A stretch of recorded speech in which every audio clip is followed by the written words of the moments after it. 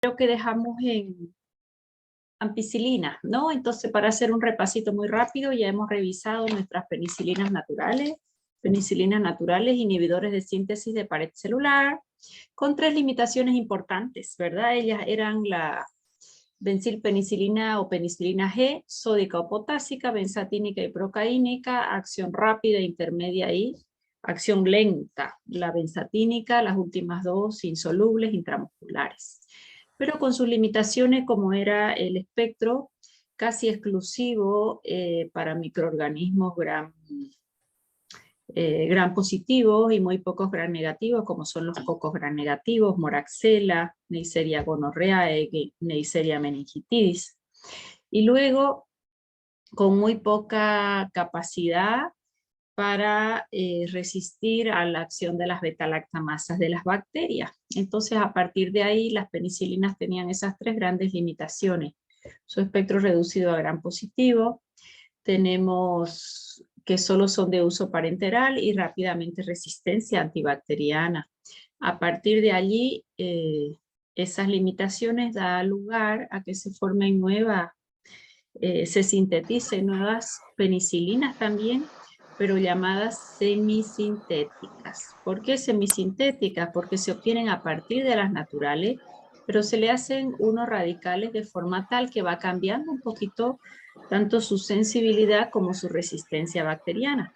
Y de ahí nacen las penicilinas que les llamamos las activas para gram negativos, amplían su espectro, y ahí habíamos revisado a ampicilina y ahora vemos amoxicilina.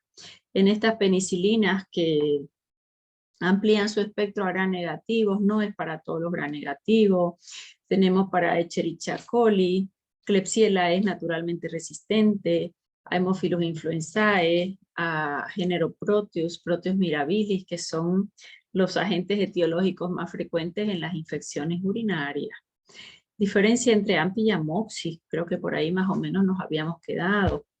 Ampicilina tiene semivida más corta, ¿ya? Esa semivida más corta de la ampicilina hace que se tenga que administrar cada 6 horas, mientras que amoxi la damos cada 8 horas. En AMPI habíamos revisado que ampicilina tenía importante biotransformación hepática, se acumula en la vesícula biliar y eso ayudaba a que pueda alcanzar concentraciones altas, muy útiles en infecciones de vías biliares. Ella se biotransforma, se almacena en vesícula biliar y se va a eliminar a la segunda porción del duodeno, ¿verdad? Y hace un ciclo enterohepático, barre florita de intestino al pasar por allí, y ahí teníamos una interacción importante que era con los anticonceptivos orales, ya que las bacterias lo desconjugan al anticonceptivo cuando él se lo entrega al intestino con una glucuronoconjugación. Las bacterias buenas lo desconjugan y se volvía a absorber. Entonces le corta este ciclo enterohepático básicamente a las, ¿cómo se llama? A los anticonceptivos orales. Y eso hacía que ellos pierdan la actividad química, ¿ya? Eso era extremadamente importante como interacción. Siempre que receten ustedes un antibiótico, principalmente si sufre un ciclo enterohepático, si lo doy por vía oral, el uso de anticonceptivos. Yo ahí les había dicho no cortar los anticonceptivos porque pueden hacer trastornos, que se llama trastornos endocrinos, sino completar el ciclo, pero hasta terminar ese ciclo tanto de anticonceptivo como el antibiótico, utilizar método de barrera extra, ¿no? El uso de anticonceptivos o un condón femenino, eso es extremadamente importante, sin cortar los anticonceptivos. Bien, entonces habíamos visto ya la ampicilina, de pronto esta amoxicilina es su prima hermana, con bastantes diferencias entre ampi y amoxi. Sigue siendo una penicilina semisintética, pero sigue siendo una penicilina, por lo tanto tiene mismo mecanismo de acción, inhibir síntesis de pared, mismo modo de acción. El modo de acción es ser bactericida. Si ella es bactericida, yo necesito siempre, si la voy a combinar con otro fármaco que también sea bactericida, y contraindicado con un bacteriostático, porque lo que va a hacer el bacteriostático es inhibir el crecimiento de las bacterias y este fármaco necesita bacterias en crecimiento para poder tener su actividad, ¿verdad? Porque lo va a inhibir pared celular, pero de células hijas, no de las que ya tienen formada su pared celular. Bien, entonces dentro de su estructura química hay un poquito de diferencia con la AMPI, químicamente, pero nada que lo vayamos a estudiar, es una diferencia química en una hidroxilación y eso le permite que tenga mayor absorción en tubo digestivo, a tal punto que la biodisponibilidad de la amoxicilina respecto de la ampicilina es mayor y su semivida es un poco más alargada, motivo por el cual lo utilizamos cada 8 horas. Todos múltiplos en suspensión de 125 para los niños, 250 y 500. Fíjense que cuando yo digo 125, que ustedes van a prescribir amoxicilina, 125 miligramos, abajo, al ladito de los miligramos, suspensión, frasco 1. Si dice 125 miligramos, eso hay en 5 ml. Si prescriben la de 250, hay en 5 ml. Y si prescriben la de 500, siempre la suspensión es en 5 ml. ¿Ya? Este dato importante. La que ustedes hayan elegido de acuerdo a que se llama el peso del paciente, que amoxi en niños se da de 10 a 20 miligramos por kilo, por dosis. Esa dosis la repetimos cada 8 horas. En los adultos tenemos la de 500, hoy en día casi ya no usamos de 500, incluso ni de 850. La que más utilizamos es el comprimido de 1000 miligramos. Amoxi no lo tenemos en ampolla, ampicilina sí. ¿Ok? Ampicilina es interesante en ampolla porque ella tiene buena llegada en sistema nervioso central. El problema es la resistencia, ¿verdad? Son penicilinas que no tienen mucha protección de su anillo beta-lactámico. ¿Ok? Siempre el intervalo de administración cada 8 horas. Mecanismo de acción, inhiben síntesis de paredes, eso ya lo hemos visto. Mecanismo de resistencia, igual que las penicilinas naturales, igual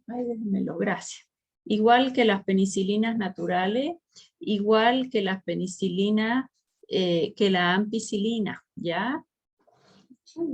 Gracias. Los dos son similares. La única diferencia acá es que una tiene mejor biodisponibilidad que la otra. Amoxi se da cada 8, la AMPI cada 6. Y la otra diferencia también importante es que amoxicilina no sufre el ciclo enterohepático que lo hace la AMPI, motivo por el cual ella no va a ser utilizada de elección en una colangitis. En cuanto a otras características, es inactivada por beta-lactamasa. ¿Qué podemos hacer aquí si es inactivada por beta-lactamasa? ¿Qué se les ocurre? ¿Qué hacíamos con la AMPI cuando son inactivados por beta-lactamasa?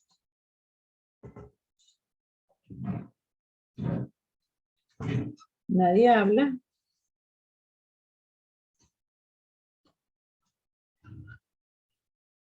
¿Con quién le puedo asociar? A la AMPI y a la MOXI, para que no se la inactive la beta-lactamasa.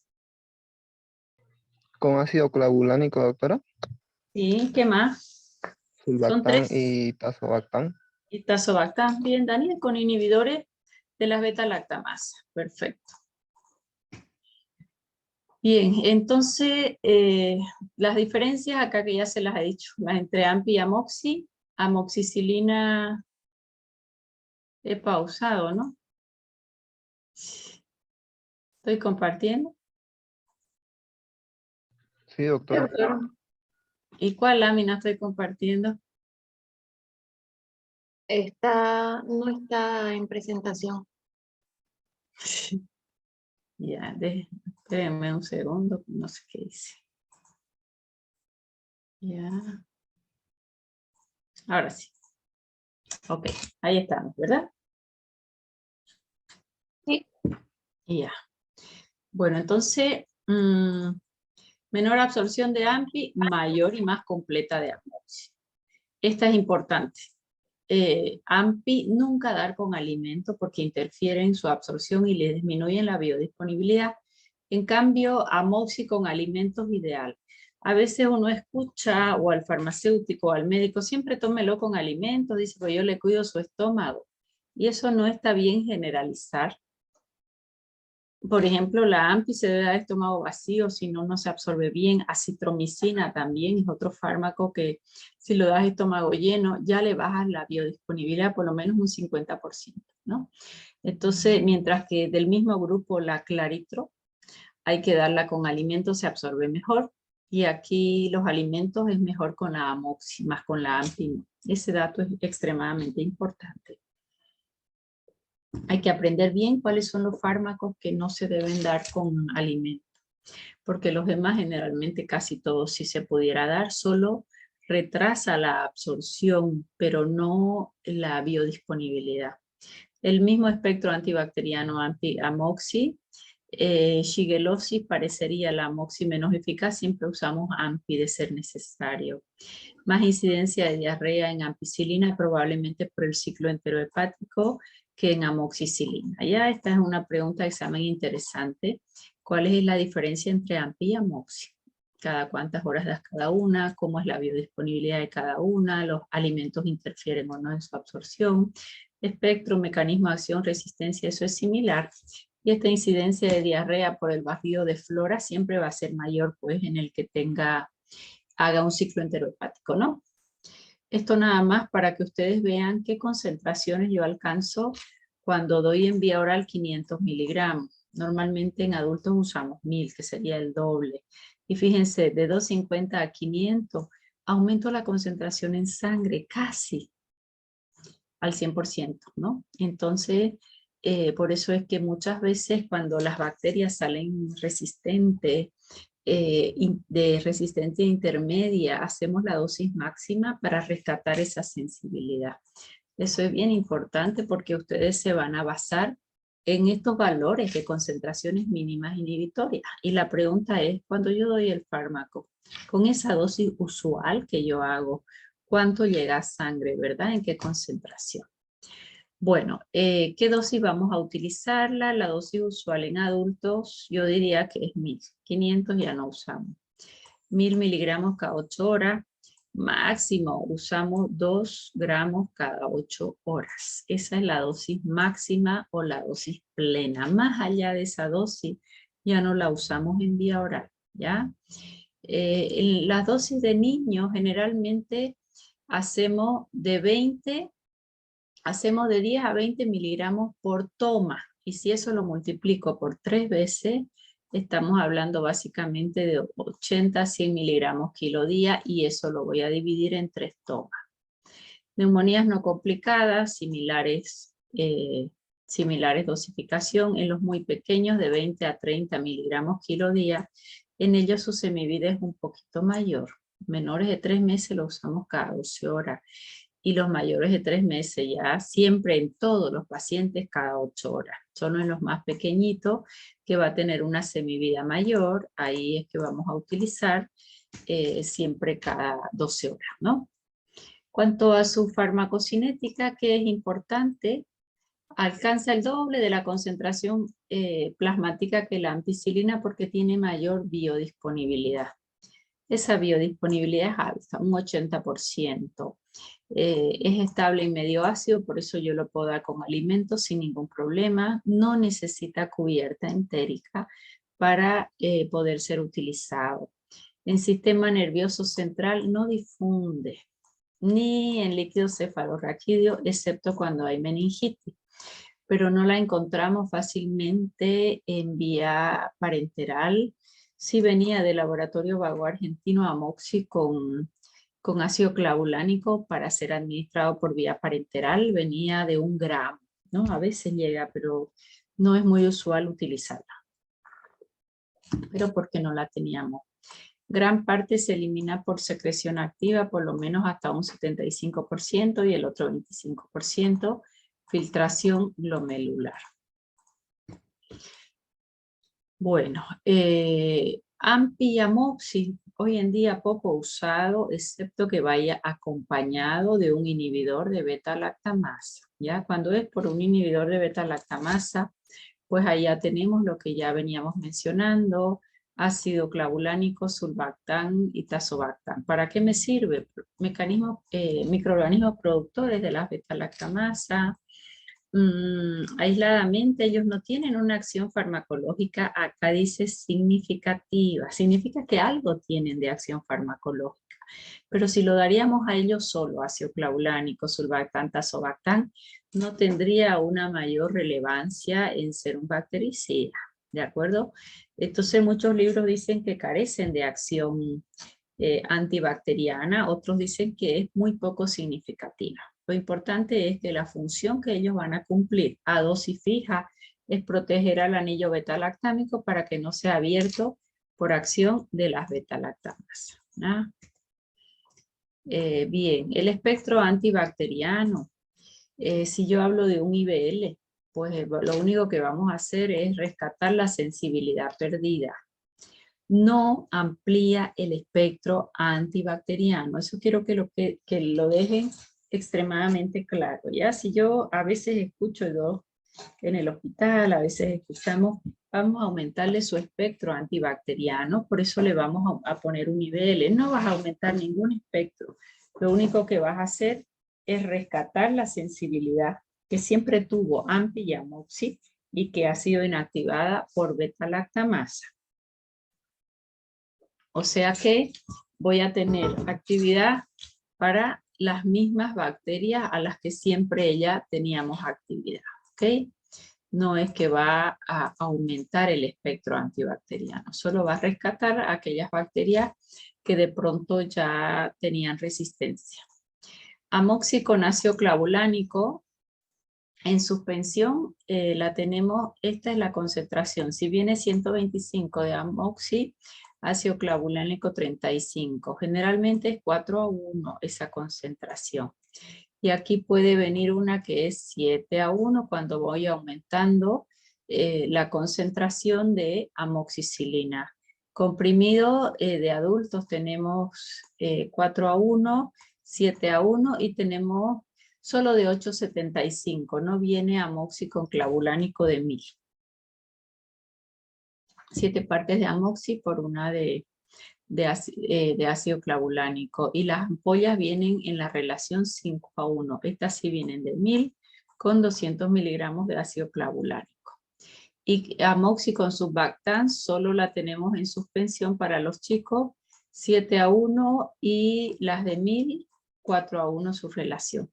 Esas son dosis fijas, no es urgente que lo sepan, sí que sepan nada más que voy a rescatar una sensibilidad que ya estaba perdida, ¿ok?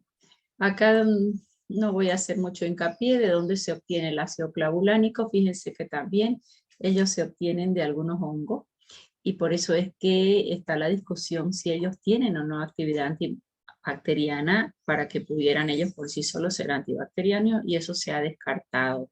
Si bien tienen algo de acción antibacteriana, por ejemplo el ácido clavulánico, una débil acción antibacteriana, sulbactán ligera para una Neisseria. Su mecanismo es irreversible, van a inhibir a las beta-lactamasa. Eso es básicamente su actividad. ¿Ok? O sea que el mecanismo de acción es inhibir a la beta-lactamasa y su acción antimicrobiana casi ni la consideramos. En efectos adversos aquí sí aparece. Aquí sí aparece y va a aumentar mucho más cuando damos el antibacteriano con los IBL. Lo más importante que se ha visto es la producción de diarreas, ¿ya? Los efectos adversos son gastrointestinales, mayor producción de diarrea y las hepatitis, ¿ya? Hepatitis que son reversibles, pero empiezan a subirse esas transaminasas y los pacientes hacen su cuadro de hepatitis medicamentosa, ¿ya? Eso es lo más importante. Termina el tratamiento, suspendo el fármaco y el hígado recupera. O sea que los efectos adversos por la asociación de estos empiezan a aumentarse. ¿Okay? Preguntas entre AMPI y amoxi y más sus IBL. Bien. Entonces una de las limitaciones de las penicilinas era que su actividad era para gram positivo. Acá decimos que ya tenemos una mejor actividad para gram negativos, no para todos los gram negativos, solo para algunos, ¿no? Y la segunda limitación era que fácilmente se inactivan por beta-lactamasa. Entonces aparecen estas penicilinas resistentes a beta-lactamasa. ¿Quién sabe quiénes son estas penicilinas? Se los he repetido tanto que ya deberían saber penicilina. ¿Quiénes son las penicilinas resistentes a beta-lactamasa?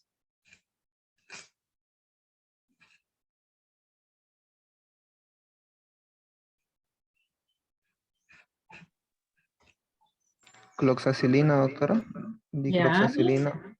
eso, todo ese grupo, cloxa, dicloxa, flucloxa, oxacilina, y donde ustedes lean meticilina, esa meticilina que no la tenemos y no la usamos, es la que colocamos en los discos para hacer los antibiogramas, y ustedes tienen que saber cómo interpretarlo, ¿de acuerdo? Ellos tienen relación, si es una cloxa, dicloxa, flucloxa, sí. Entonces cuando ponemos una meticilina en el cultivo, sí es extrapolable a todo el grupo, ya eso es bien importante. Cuando hablamos de estas penicilinas semisintéticas resistentes a beta-lactamasa, mismo mecanismo de acción que venimos estudiando, mismo mecanismo de resistencia, mismo modo de acción, ¿ya? Esta meticilina viene en ampollas, no la tenemos en nuestro medio. Fue la primera penicilina que resistió un poquito el ataque de las beta-lactamasas o penicilasa. No es resistente al ácido, entonces en vía oral no se administra, solo se usa en ampolla, ¿ya? Lo que sí tenemos nosotros es la cloxacilina, que sí la tenemos comprimidos y suspensiones, sí ya va a ser estable al pH ácido gástrico. La dicloxacilina muy usada solo por vía oral, flucloxacilina también solo para la vía oral, ¿ya? Entonces aquí vamos revisando. La cloxa semivida corta siempre se tiene que dar 250 o 500 miligramos cada 6 horas. Si usamos en ampollas también cada 6 horas porque es de semivida corta. Todas estas se dan en vía oral, son resistentes al ácido gástrico. Eso es importante, ¿ya? La dicloxacilina también se usa 250 a 500 miligramos cada 6 horas.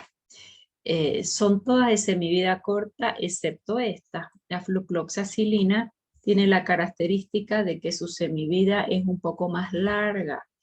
Es una semivida más larga, es cada 12 horas que se administra, hacemos 250 o 500 miligramos cada 12 horas. Eso hace que el paciente nos haga mayor cumplimiento de la terapia, ¿ya? En cada una de ellas, cuando hagan neonatología, que todavía falta, tienen que revisar, siempre le acompaña el sodio, ¿ya? A este grupo de fármaco. Cuando yo doy el fármaco, ¿cuánto de sodio llega?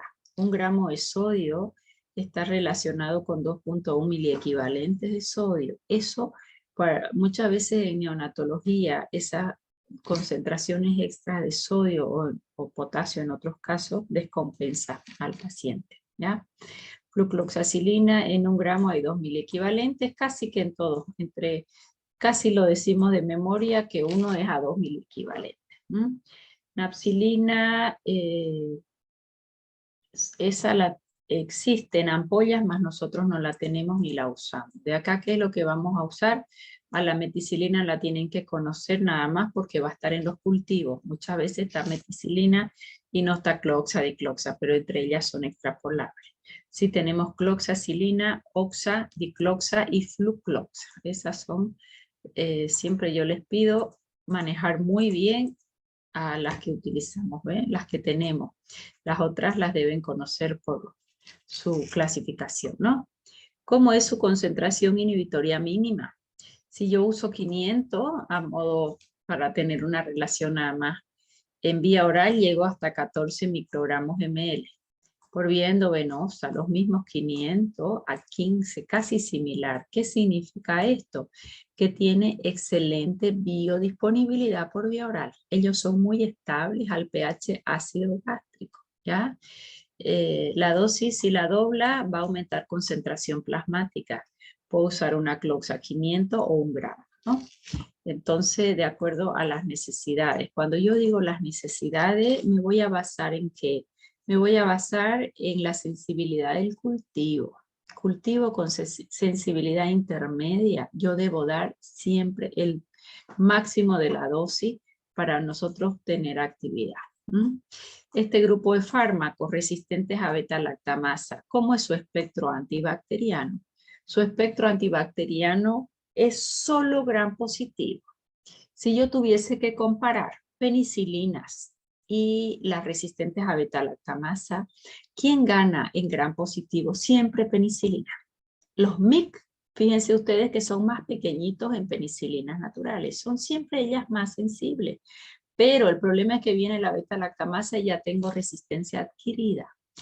Mientras que este grupo de fármacos es bastante más resistente a la acción de las beta-lactamasas, ¿ya? Pero si ustedes me comparan los MIC, siempre el MIC más pequeño, si es sensible, es la penicilina natural. Bueno, Streptococcus pyogenes, este era casi que el único microorganismo que no hace una resistencia para las penicilinas naturales, ¿no? Casi que el único, hay un 99.9% de sensibilidad. Es por eso que en una faringitis estreptocóxica hasta el día de hoy sigue siendo de elección una penicilina benzatínica. Pero este Streptococo 0,1 es un buen MIC. Acuérdense que llegábamos a 7 y a 15 microgramos ml si dábamos 500 y 1000 miligramos. O sea que voy a pasarlo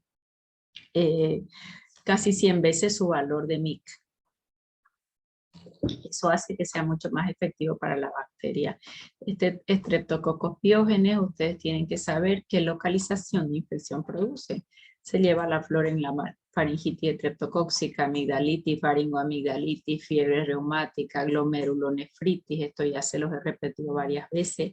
Lo tienen en la guía farmacoterapéutica porque su examen va a decir tu paciente tiene una fiebre reumática. Su germen es resistente a penicilina, por ejemplo, penicilina natural, y tienes que buscar la opción. Y la opción probablemente de buena sensibilidad y con bajas reacciones adversas sea una penicilina resistente a las beta-lactamasa, ¿no? Streptococcus agalactiae, este es muy característico en los neonatitos, neumonía, meningitis. Tiene un MIC también bueno, pero fíjense que estos MIC son mucho más altos que de penicilinas naturales. Penicilinas naturales hablamos de 0,01, 0,02 microgramos ml. En cambio acá 0,5 sí es sensible, pero necesitamos concentraciones mayores que las penicilinas. El enterococo naturalmente resistente, no me sirve. Si lo usamos, alcanza a ser bacteriostático, no nos sirve. Nunca va a ser superior a la combinación de una AMPI con una genta. AMPI mejor que Amoxi inclusive. En enterococo, una excelente combinación es AMPI con genta. Streptococo del grupo Viridans tiene una sensibilidad aceptable, más no es espectacular, pero sí es sensible. Solo lo vamos a usar si es resistente por un cultivo que nos diga que es resistente a la peni natural y sensible a este tipo de penicilina. Neumococo, bastante sensible, pero si yo recuerdo la peni era 0,01 su sensibilidad. O sea que sí va a ser útil en neumococo resistente a penicilina, donde hemos hecho un cultivo, ¿ya? Entonces, en la medida que yo me separo de las penicilinas, los MIC son un poquito más grandes. La única ventaja de esto es en aquellos microorganismos productores de beta-lactamasa. En el Staphylococcus aureus tenemos buenos MIC, pero el estáfilo que era resistente a PEN igual 0,0 tanto, su MIC 0,1, 0,2. Staphylococcus aureus son infecciones en piel. Cuando esa infección de piel ingresa al organismo es muy complejo su tratamiento, principalmente si hace neumonía porque es altamente destructora su toxina. ¿ya? Si nos llega a tejido óseo, si nos llega a tejido articular, bacteriemia y septicemia, si llega, si ha introducido el estáfilo bacteremia, ya entra sepsis de algunas características. La endocarditis es muy usual por los estáfilos, el síndrome de shock tóxico por el uso de los tampones principalmente, síndrome de piel escaldada, enterocolitis aguda, un aborto séptico. Esto tienen que saber bien de qué bacterias yo voy a sospechar frente a estas infecciones oportunistas. Staphylococcus saprophyticus tiene un buen mix, pero es altito, pero sí la bacteria es productora de beta-lactamasa, es una buena opción. Peptostreptococcus, que muchas veces los encontramos en la saliva de las mordeduras de animales. También tengo una buena sensibilidad. En gran negativo, básicamente casi que se aplazó. En Neisseria meningitidis no tengo tan alto MIC, pero nunca va a ser superior a una PENI natural, ¿no? Neisseria gonorrhoeae no la vamos a utilizar. Y Bacillus gram negativos se aplazaron. ¿Quiénes son Bacillus gram negativos? Escherichia coli, Klebsiella, Haemophilus, influenza, género Proteus se aplazó. O sea que yo voy a decir que este grupo de fármacos está reservado para microorganismos gram positivos que son resistentes por ser productores de beta-lactamasa a las penicilinas naturales. ¿Quién siempre fue superior en MIC? Penicilinas naturales. Gran problema, la inactividad por penicilasa o beta-lactamasa. En los bacilos gram positivos, el comportamiento es similar a las peninaturales con los MIC un poco más grandes. Corynebacterium, sí voy a tener actividad, género Clostridium, pero nunca para neutralizar la toxina, ¿no? Eso se los he dicho muchas veces. Sí tengo un buen MIC, pero no superior al de las penicilinas. Pero si ya es resistente, sí me sirve. No tengo actividad para Clostridium difficile. Clostridium difficile, agente etiológico de colitis pseudomembranosa. Muy difícil de erradicar, difícil de diagnosticarlo. Hacemos metronidazol, vancomicina. La listeria monocitógenes, esto en los recién nacidos, prematuritos, en los neonatos, sí necesito una dosis muy alta. Probablemente nos quedamos con una ampicilina. Bacteroides fragilis, imposible.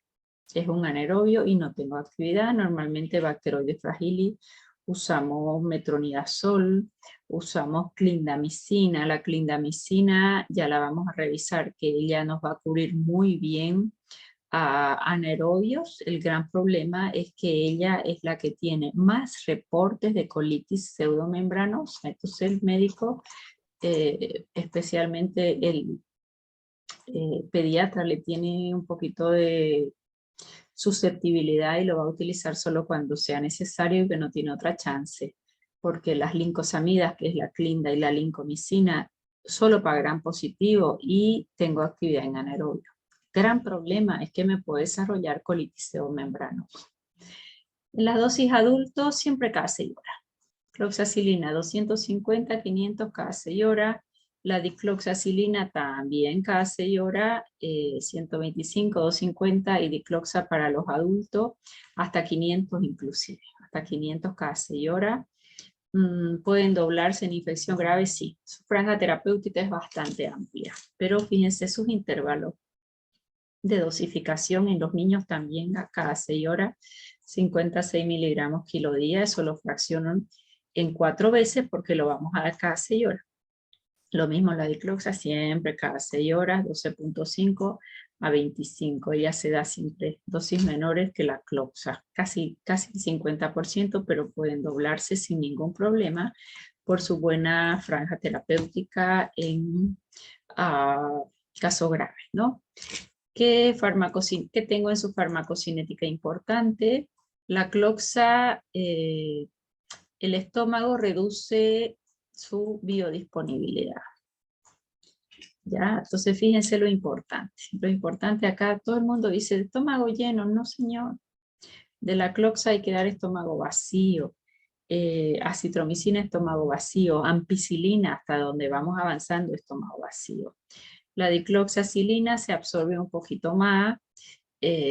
la absorción también se reduce en presencia de alimentos. O sea que cloxa, dicloxa, ampicilina, hasta donde hemos avanzado, estómago vacío.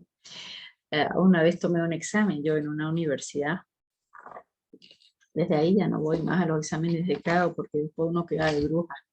Entonces iba a los exámenes en farmacia, me pedía el colegio de bioquímica y le preguntó de algo de antibióticos, dicloxacilina, y sin que yo le diga nada, me dice la dicloxa es 2 veces la cloxacilina, eso no es así.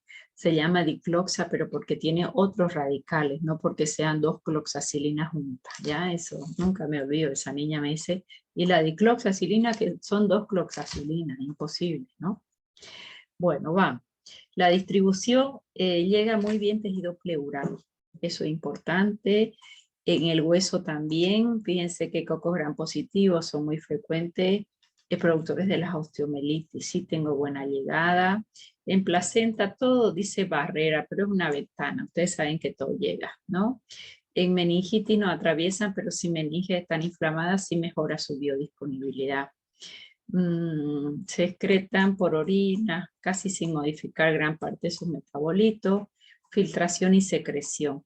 Cuando son de semivida corta, generalmente gran parte se elimina por secreción y este grupo de fármaco se administra cada 6 horas, entonces ellos son de semivida corta, ¿no? Esta cloxa, un 35% de la dosis se va por la orina y un 10% vía biliar, muy poco. No son de elección en infecciones de vías biliares. Y la dicloxa, el 60% de la dosis se va por orina y muy poco por bilis, o sea que no son fármacos para infecciones de vías biliares. Semividas cortas. Esto casi por naturaleza, excepto la flucloxa. Todas las demás se dan cada 6 horas, ¿ya? Todas, cada 6 horas, semivida corta. ¿Qué más?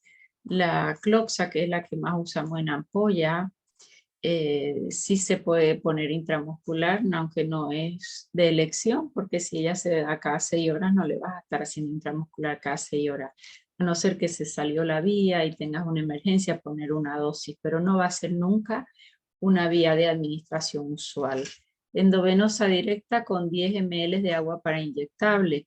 Yo nunca la recomiendo porque la enfermera nunca se va a quedar, ni el niño se va a quedar quieto ahí 3 a 5 minutos a esperar que pase. Si pones un microgotero, reconstituyes y colocas en 100 ml de fisiológico glucosado y lo dejas pasando, mejor si hasta en 60 minutos.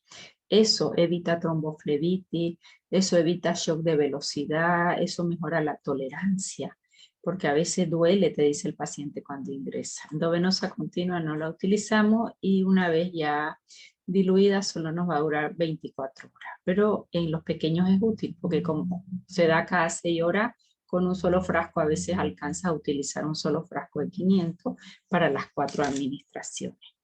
Incompatibles con aminoglucósido en la misma mezcla, pero sí puedes usar muy bien un inhibidor de beta-lactamasa, se potencia con un aminoglucósido, pero entre ellos tienen que haber por lo menos 2 horas de diferencia en ingresar.